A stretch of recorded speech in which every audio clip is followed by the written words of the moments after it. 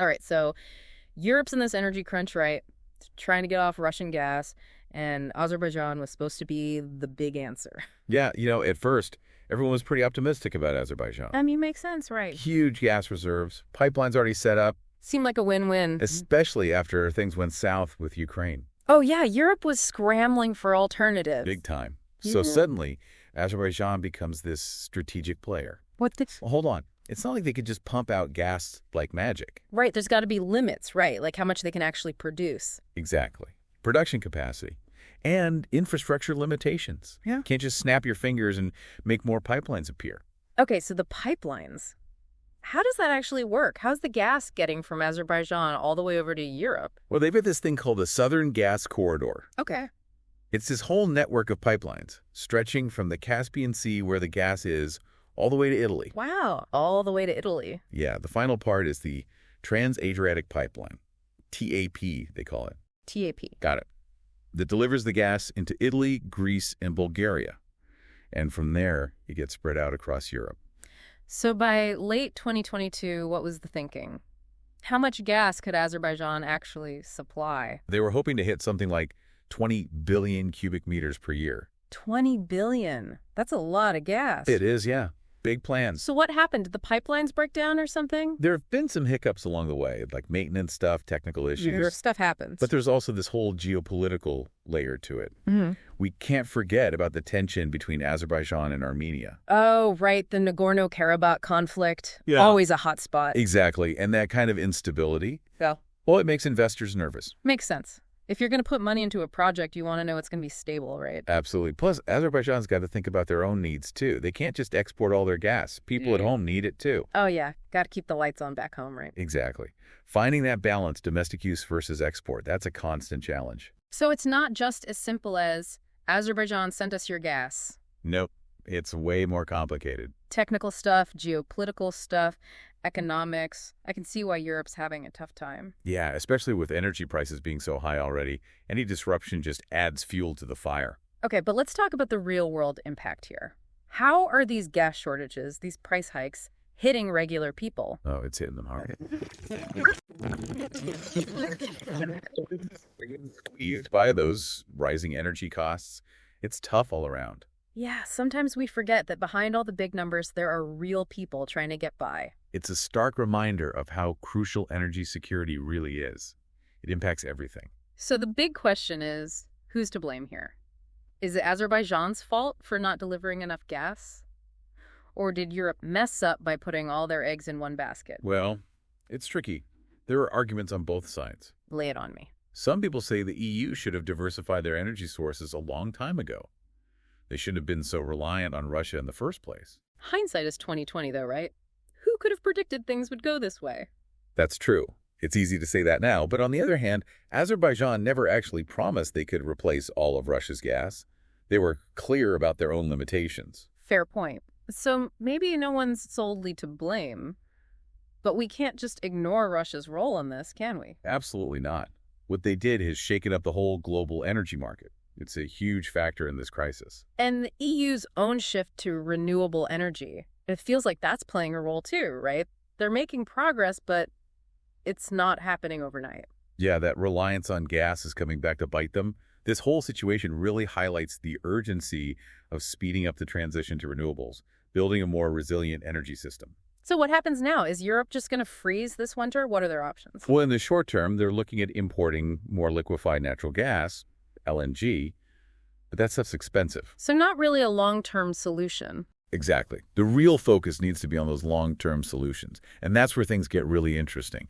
A fundamental shift in how Europe gets its energy. Ooh, now you've got me hooked. But before we go down that road, Sure. we've covered a lot of ground already. Just want to make sure everyone's on the same page. Any questions so far? Anything you'd like me to clarify? No, I think you've explained everything really well. We've got the context, the challenges, all the key players. It's definitely complicated, but I'm following along. Great. Okay, in that case, let's take a quick breather. When we come back, we'll dive into those long-term solutions and what they could mean for the future of Europe's energy landscape. All right, welcome back. So before the break, we were talking about some pretty heavy stuff. Yeah, it's a tough situation. People struggling to afford their energy, businesses worried. But you mentioned some long-term solutions. What's the plan? How does Europe actually fix this? Well, imagine this. Solar panels everywhere, rooftops covered, fields full of wind turbines. Sounds nice, but that's got to take forever to build, right? It takes time, yeah. But the EU is really pushing for it. Solar, wind, even geothermal. Big plans to boost renewables. Okay, but what about when the sun's not shining or the wind's not blowing? That's always been the problem with renewables, right? You're right, reliability is key. That's why they're also looking into things like hydrogen. Could be a game changer for clean energy. And better batteries, too, so we can store that renewable power and use it when we need it. Okay, so a total energy makeover for Europe, but how do they actually pull that off? What are the steps? One thing that's really interesting is this idea of better connections between countries. Connections. Yeah, for energy. Yeah. Imagine a Europe where countries can easily share their extra energy with their neighbors. Kind of like an energy safety net. Exactly. A more interconnected grid, more resilient, no more energy islands, everyone supporting each other. I like that. Makes you wonder why they haven't done more of that already. Well, there's always politics involved, and logistics are tricky. But this crisis has definitely shown how important it is to work together. And, thinking about all this, it really makes you realize the human cost of this whole situation. Yeah. We talk about energy prices, but for a lot of people, it's about basic survival. Exactly. Can they heat their homes? Can they keep their businesses running? It's a big deal. So what are governments doing to help people get through this? They're trying different things. Offering subsidies, giving out financial aid, trying to ease the burden of those high energy prices. But that can't last forever, can it? No, governments have their own limits too. Yeah. Budgets to worry about. These short-term fixes can only go so far. So it's a race against time, trying to help people now while building those long-term solutions. What should we be keeping an eye on? What could go wrong? One big thing is the speed of that renewable energy transition. Right. How fast can they actually get those wind farms and solar panels up and running? Exactly. Can they meet those ambitious goals? And are there enough resources, materials, people to make it happen? Lots of potential roadblocks there. I bet not everyone's happy about such a big change either. Oh, yeah. There's definitely going to be pushback. And remember, we talked about Azerbaijan balancing their own needs with exports. Europe has a similar problem. They need gas now, but they also want to get off gas in the future. Exactly. That's a tough balancing act. Short-term needs versus long-term goals. So balance is key.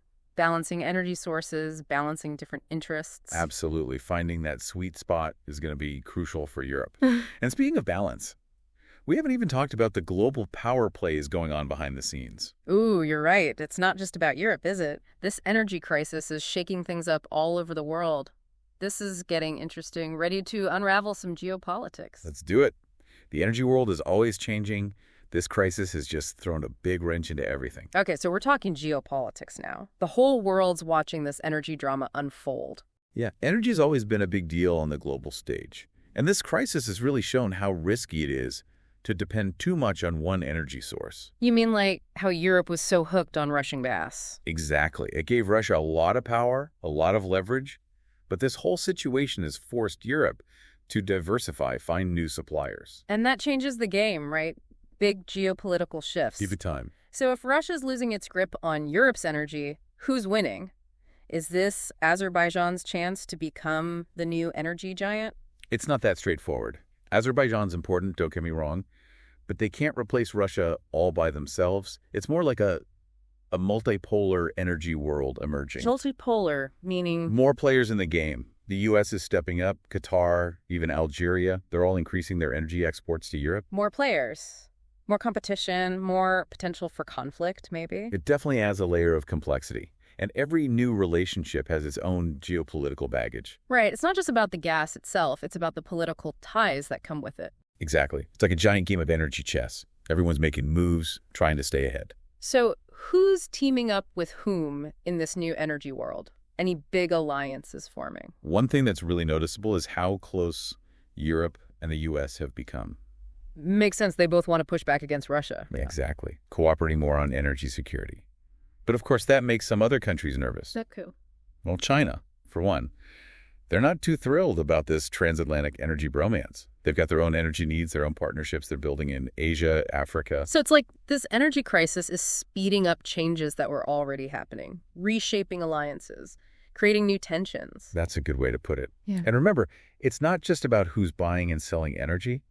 It's about who has influence, who holds the power. It's about control? Yeah.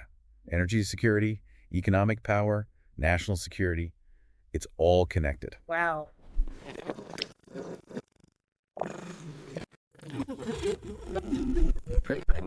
It really shows how interconnected everything is.